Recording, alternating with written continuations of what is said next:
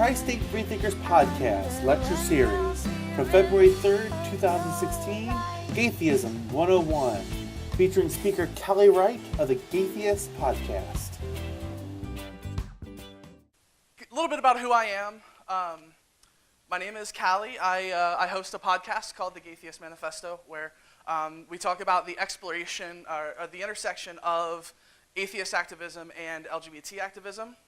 I am a queer identified trans woman. I have been out 2-ish years, transitioning and doing work in the community. I am an activist. I'm involved in several organizations. I'm on the steering committee of the local human rights campaign chapter, and I sit on the board of an organization called Heartland Trans Wellness, which does advocacy, support, medical services, and things like that for the trans community in Cincinnati, so I'm super proud to be associated with them. I also may be the biggest Star Trek fan you've ever met. And the answer to your next question is Captain Sisko, and fight me if you disagree.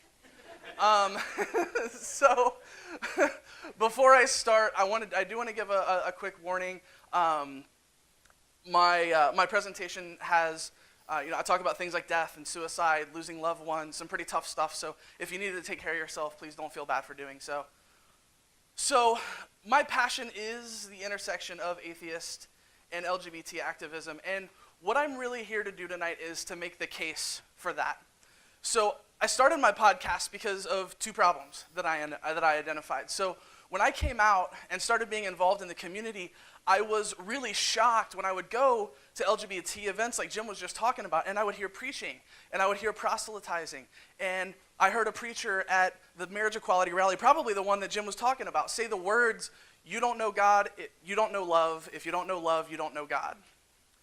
So, and on the other side, there really aren't a lot of people in the atheist movement who are queer and trans identified who are speaking on these issues. The secular movement is awesome about allyship, and that's not meant as a criticism, but there aren't a lot of people who are actually queer and trans in the movement speaking on these issues. So I decided that my activism should be about LGBT outreach to the atheist community and atheist and secular outreach to the LGBT community, because I think those things create a very unique perspective in life that I like to call the Gaytheist experience. Played so much better here at the convention I did this at. I was super proud of that joke. It's just not that funny, I guess. Okay.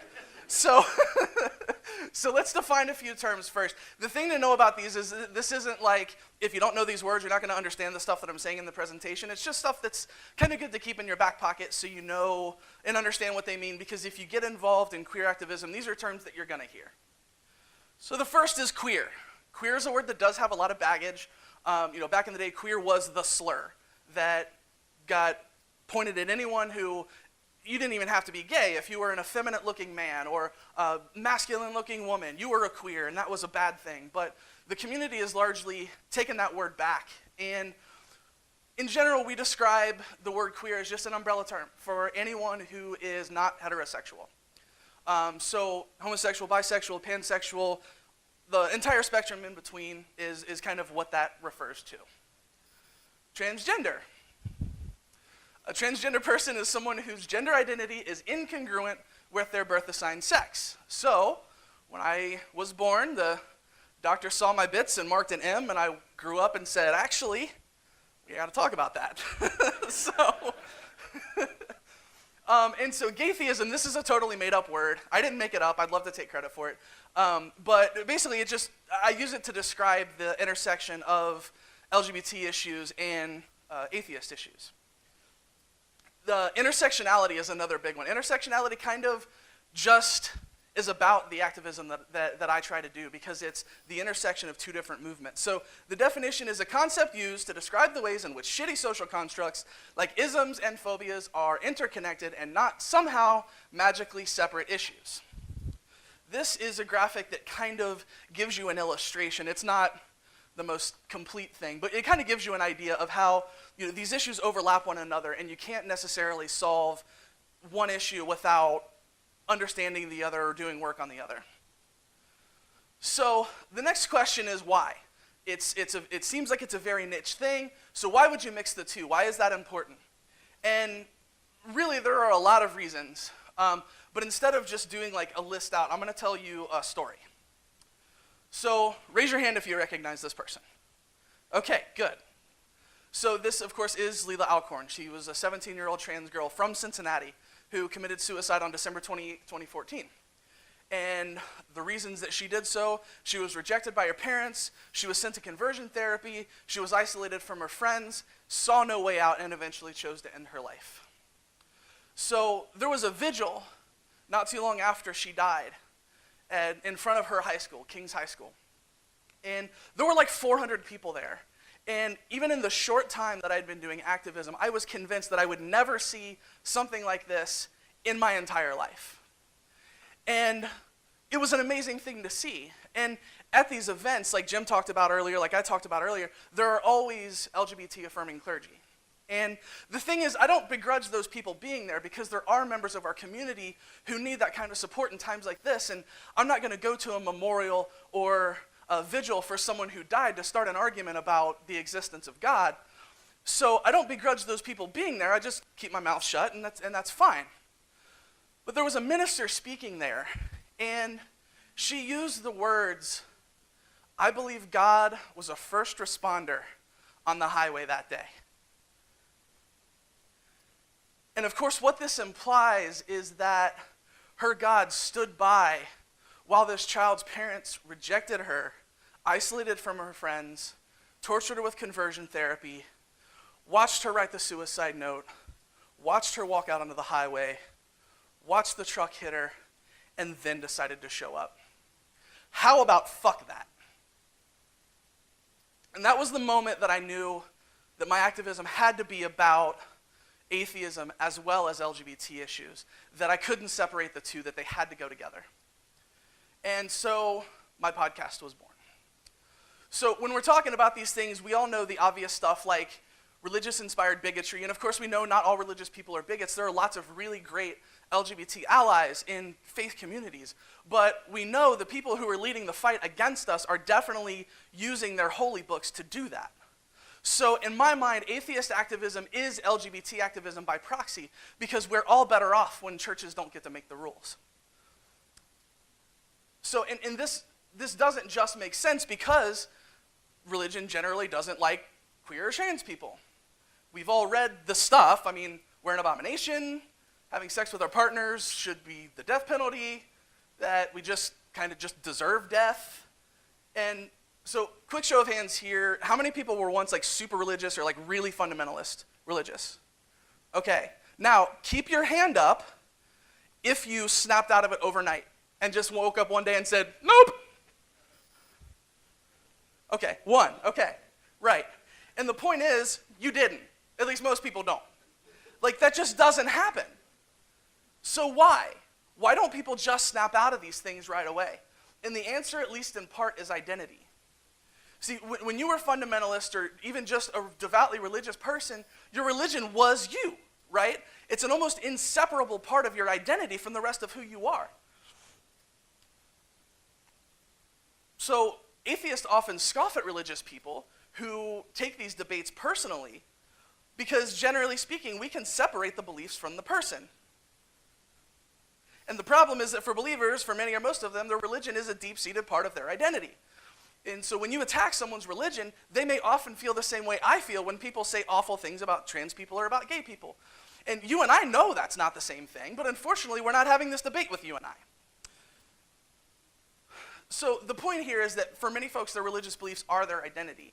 And though you and I know that whatever religion someone chooses to follow is not in the same category as someone's sexual orientation or their gender identity, for people like that, it often is. And leaving that behind requires a shift in the way that you view your identity.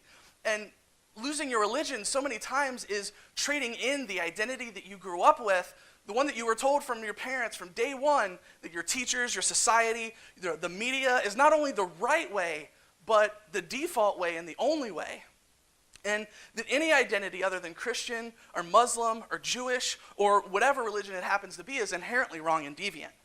And even in some slightly more tolerant places that you can be an atheist, but you better keep that shit to yourself, because just the fact that you exist is an offense. So to illustrate this point, check this out. Raise your hand if you think you recognize this person.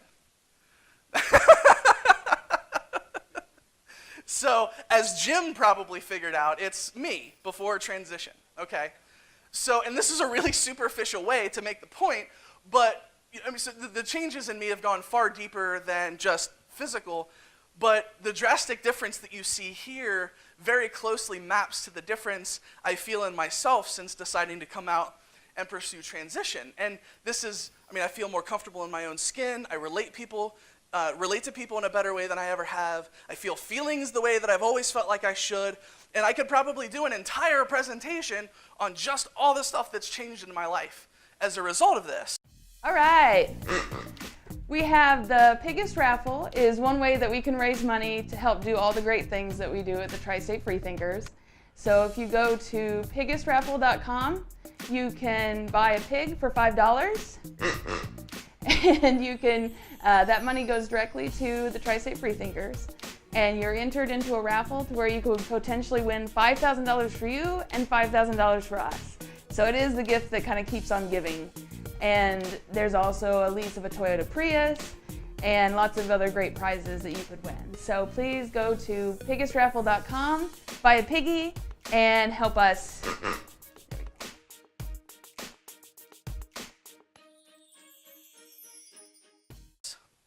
But the point I'm trying to make here is that the difference I describe in myself when embracing my identity as a trans person is quite often the same change that I hear people describe when leaving religion.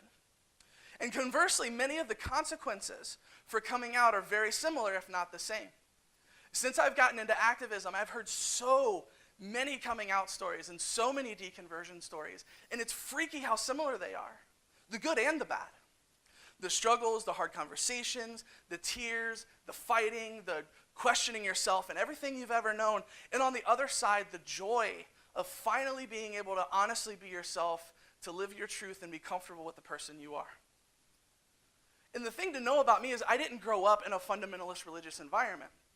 There was a little conflict between my grandma and I, but even she didn't care that much. None of my friends cared, my school didn't care, my parents didn't care. It was just not a big deal. So I was a teenager before I really found out what religious sentiments generally are towards queer and trans people. So is anybody else here old enough to remember when Ellen DeGeneres came out as gay?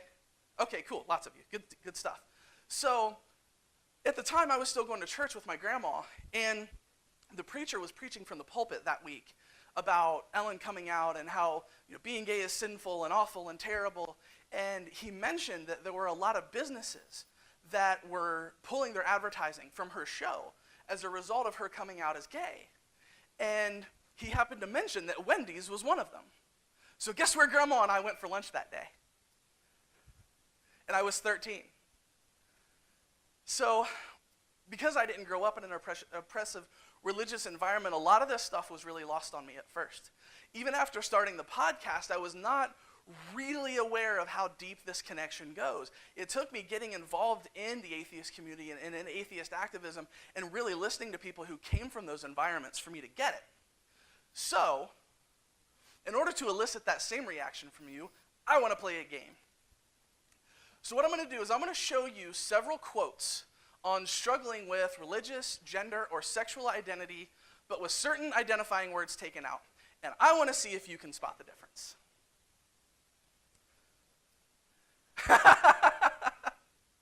It makes you feel inferior, like you're not quite human.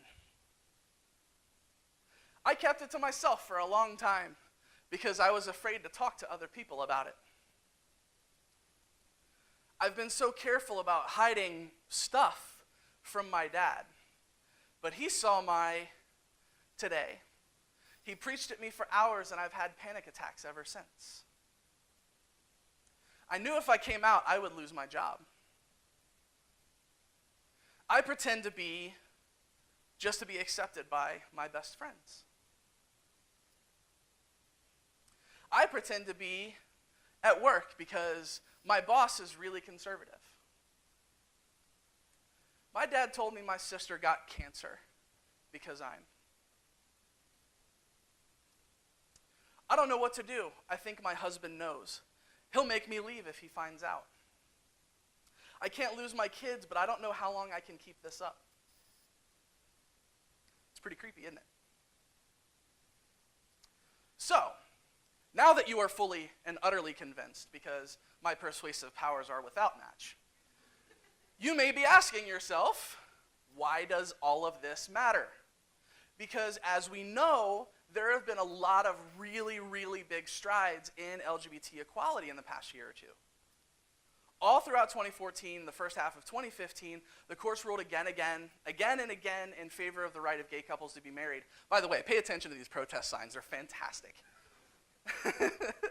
So in this lead up to the United States Supreme Court deciding in favor of gay marriage on June 26, 2015, which was awesome. On June 9th, 2014, Time magazine featured a trans woman, Laverne Cox, on their cover for the first time. In July, she became the first transgender actor to be nominated for an Emmy Award. In January 2015, the Amazon series Transparent won a Golden Globe for Best Television, Comedy, or Musical. In 2015, President Obama became the first president to mention transgender people in a State of the Union address. Defense Secretary Ashton Carter announced the military's planned lifting of the ban on transgender people serving in the U.S. military. And none of us can forget this. But, and you knew the but was coming, we have a really long way to go. And I'm going to tell you two stories that I think very, very clearly illustrate this point. So the case that eventually made it to the Supreme Court that decided on marriage equality has another story. And it's a story that you don't often hear about in the media. And personally, I think it's the more important story to tell. So this is, on my right, Jim Obergefell, and that's his husband, John Arthur. They've been together for 20 years, which is a long time for something that's just a phase. So they talked about marriage, but never talked seriously. They wanted their marriage to have the same legal recognition as everyone else's. In 2011, John was diagnosed with ALS, also known as Lou Gehrig's disease, which, for those who don't know, is a degenerative disease that robs you of your ability to control your body and eventually kills you. In 2013, the Supreme Court struck down a key provision of the Defense of Marriage Act, conferring legal benefits to legally married same-sex couples. Jim read the headline, leaned over, kissed John Arthur on the head, and said, "Let's get married." Now, being as I am, and some of us here probably are, from Ohio, they still couldn't get legally married. So they chose Maryland because I guess at the time that was the closest place they could go. The thing is, by then, John was almost on his deathbed. So they had to do a Facebook campaign to raise $13,000 to get John Arthur to Maryland so they could get married. And once they landed, they were married on the tarmac. And because Ohio is, in fact, the worst state ever, that's not where Jim and John's journey ended. Eventually, they recognized, because a lawyer contacted them to let them know, their marriage wasn't legal in Ohio, so Jim's name wasn't going to be on John's death certificate as their surviving spouse, and the family burial plot wouldn't allow them to be buried together because their marriage wasn't legally recognized. That's when they filed suit. And there are, of course, a whole bunch of details in between, including a fight in Cincinnati. But the long and short of it is, Jim's case is the case, along with 3 others, that eventually made it to the United States Supreme Court that gave marriage equality to me and to every queer person who wants it. The thing is, John Arthur didn't live to see that day. John lost his fight with ALS 3 months after he and Jim were married. Jim had to, God, I've given this presentation so many times, I cry every time. Jim had to celebrate his victory without John at his side. So we won a really, really big victory that day, but I think it's worth keeping in mind that the case that decided it began not even with a couple's wish to be treated equally in life, but in death, and that one of them died before they had the chance to see that happen. So the other story is Leila Alcorn, and most of you recognized her, so I'm sure you know the story. So what I'm going to do, and this is where things get hard, if you need to take care of yourself, please do. I'm going to read some highlights from her suicide note, which was auto-published to Tumblr after she died. When I was 14, I learned what transgender meant and cried of happiness. After 10 years of confusion, I finally understood who I was. I immediately told my mom, and she reacted extremely negatively, telling me that it was a phase, that I would never truly be a girl, that God doesn't make mistakes, that I'm wrong. If you're reading this, parents, please don't tell this to your kids. Even if you're a Christian or against transgender people, don't ever say that to someone, especially your kid. That won't do anything but make them hate themselves. That's exactly what it did to me. My mom started taking me to a therapist, but would only take me to Christian therapists who were all very biased. So I never actually got the therapy I needed to cure me of my depression. I only got more Christians telling me that I was selfish and wrong and that I should look to God for help. I formed a sort of fuck you attitude towards my parents, and I came out as gay at school, thinking that maybe if I eased into coming out as trans, it would be less of a shock. Although the reaction from my friends was positive, my parents were pissed. They felt like I was attacking their image, that I was an embarrassment to them. They wanted me to be their perfect little straight Christian boy, and that's obviously not what I wanted. So they took me out of public school, took away my laptop and phone, forbid me of getting on any sort of social media, completely isolating me from my friends. This was probably the part of my life when I was the most depressed, and I'm surprised I didn't kill myself. I was completely alone for 5 months. No friends, no support, no love, just my parents' disappointment and the cruelty of loneliness. I have decided that I've had enough. I'm never going to transition successfully, even when I move out. I'm never going to be happy with the way I look or the way I sound. I'm never going to have enough friends to satisfy me. I'm never going to have enough love to satisfy me. I'm never going to find a man who loves me. I'm never going to be happy. Either I live the rest of my life as a lonely man who wishes he were a woman, or I live my life as a lonelier woman who hates herself. There's no winning. There's no way out. I'm Jim Helton, president of the Tri-State Freethinkers. Please come support us at www.tristatefreethinkers.com. With that, we do great things like feed the homeless. We also throw birthday parties for homeless kids and do science-based speakers every month. So join us at the tristatefreethinkers.com.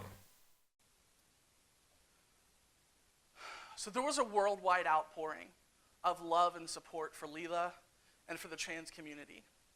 We held 2 vigils in Cincinnati alone, and I'm aware of vigils that were held as far away as in the United Kingdom in her memory. And this was hailed, forgive the pun, of being sort of a come-to-Jesus moment for society regarding transgender issues. And so many people, the refrain that I heard so often was that this is an awful situation, this is a tragedy, but people are finally talking, and at least that's something. The problem here is that a 17-year-old girl had to commit suicide before it happened. Many trans kids who already feel like their lives are worth nothing because no one seems to care about them, they see a note like Leela's where she admonishes us to fix society, and the message they get is that's what they have to do for their lives to matter. They'll get the love and support they crave if they kill themselves. This is the fine line people who are in professions where they deal with this kind of thing have to walk. Now, reading Leela's note seriously wrecked me, and for a few different reasons. And obviously this was the final writing of a 17-year-old kid that had committed suicide, and that's obviously sufficiently tragic, not knowing any other details of the situation. But to know that religion played a part in this, if not the whole part in the situations that led to it. I mean, the Alcorns, I have no doubt, are people who genuinely love their kid in whatever way they define that. But it was their God blinders that let them ignore the hurting child in front of them in favor of what they wanted their purpose, their God's purpose for her to be. Now, the other reasons that this wrecked me a lot were more personal. The last bit where she talked about not being able to find a life worth living, even post-transition, that hit me like a punch in the stomach.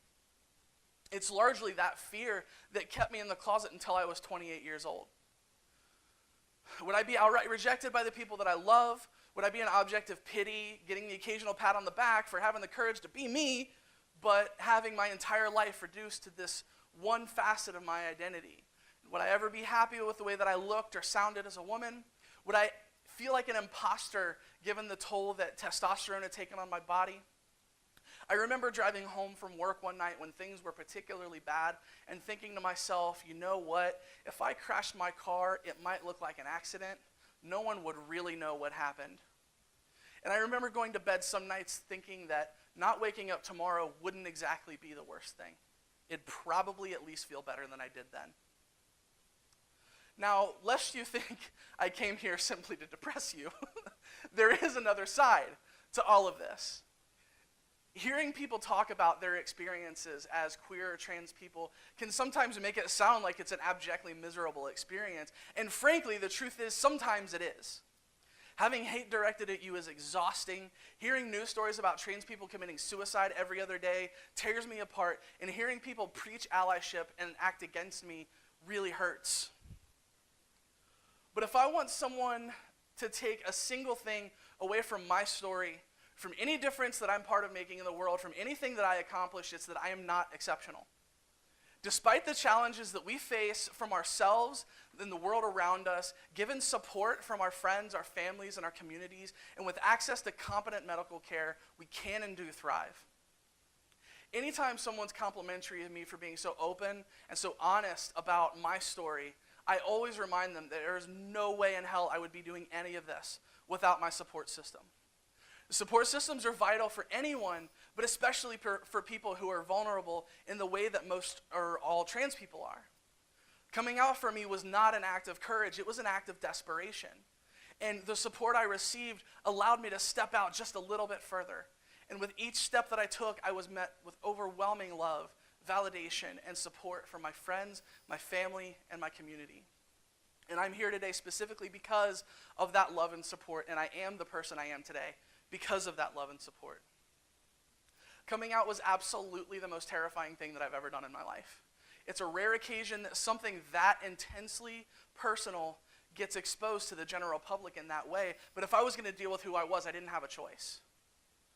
Living my life as a person I've always known I truly was has been the most joyous and liberating experience of my life. It gets really bad sometimes. I deal with depression, dysphoria, the pressure that society places on me and other people like me.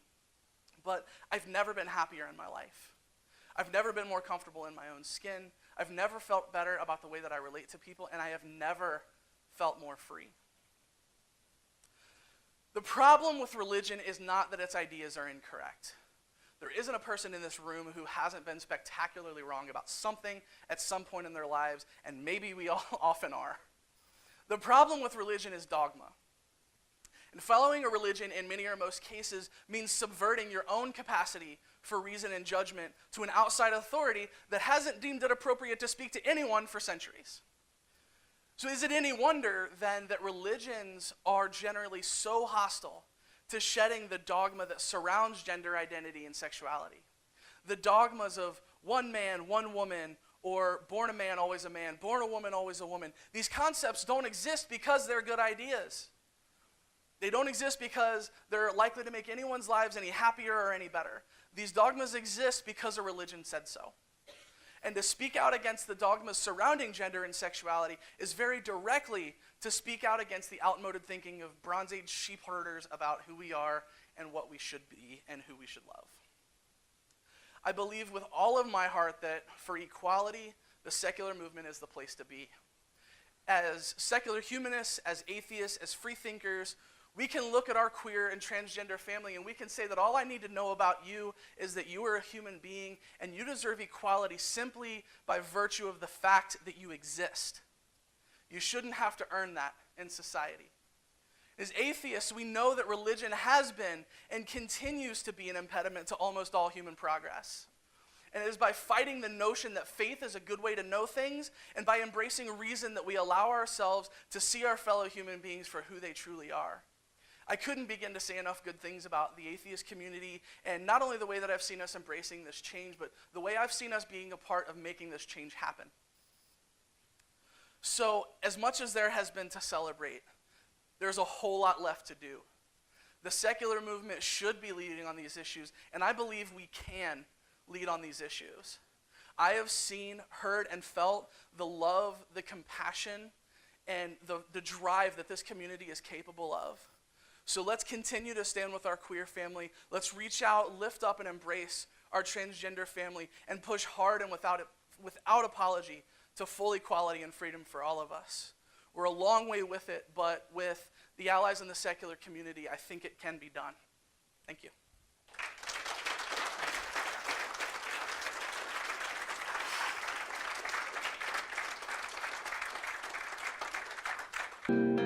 Yes, I understand that my whole life is just a blink of an eye. The history of the earth is with each moment that goes by.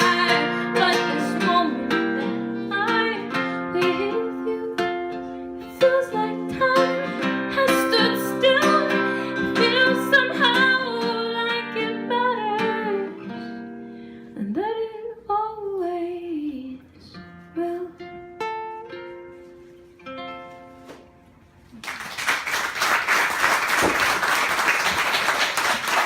Thank you so much.